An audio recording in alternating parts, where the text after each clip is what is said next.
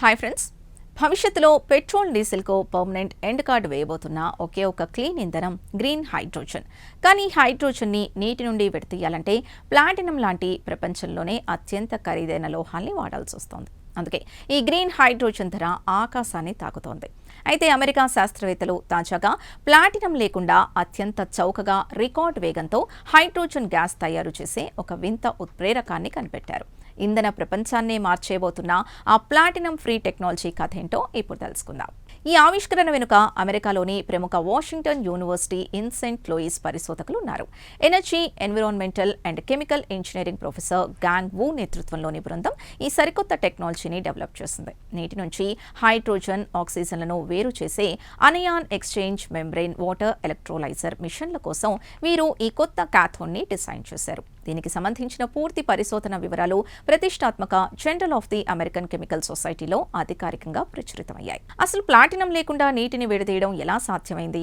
ఇందుకోసం శాస్త్రవేత్తలు ఒక వింతైన రసాయన జంటను సృష్టించారు. రీనియం ఫాస్ఫైడ్ మరియు మాల్బిడినం ఫాస్ఫైడ్ అనే రెండు చౌకైన పదార్థాలని కలిపి ఒక సరికొత్త మిశ్రమ ఉత్ప్రేరకాన్ని తయారు చేశారు. ఇందులో మాల్బిడినం రసాయనం ఆల్కలీన్ ద్రావణంలో నీటి అణువుల్ని చాలా వేగంగా విడదీస్తే, రీనియం రసాయనం ఆ ముక్కల నుండి హైడ్రోజన్ గ్యాస్ని పక్కాగా బంధించి బయటకు విడుదల చేస్తుంది. ఈ రెండు కెమికల్స్ కలిసి ప్లాటినం కంటే పవర్ఫుల్గా పనిచేశాయి. ఈ కొత్త క్యాథోడ్ కెమికల్ ఎంత పటిష్టమైందో తెలుసుకోవడానికి శాస్త్రవేత్తలు దీన్ని ల్యాబ్లో పెద్ద ఎత్తున ఇండస్ట్రియల్ ప్రెషర్ పరీక్షలకు గురిచేశారు. సాధారణంగా ప్లాటినం లేని చౌకైన ప్రత్యామ్నాయాలు కొన్ని గంటల్లోనే తమ శక్తిని కోల్పోతాయి. కానీ ఈ కొత్త ఫాస్ఫైడ్ ఉత్ప్రేరకం పరిశ్రమల్లో వాడే అత్యంత భారీ కరెంట్ వోల్టేజ్ని తట్టుకుంటూ ఏకంగా 1000 గంటలకు పైగా నిరంతరాయంగా ఎలాంటి బ్రేక్ లేకుండా హైడ్రోజన్ని ఉత్పత్తి చేసి రికార్డ్ సృష్టించింది.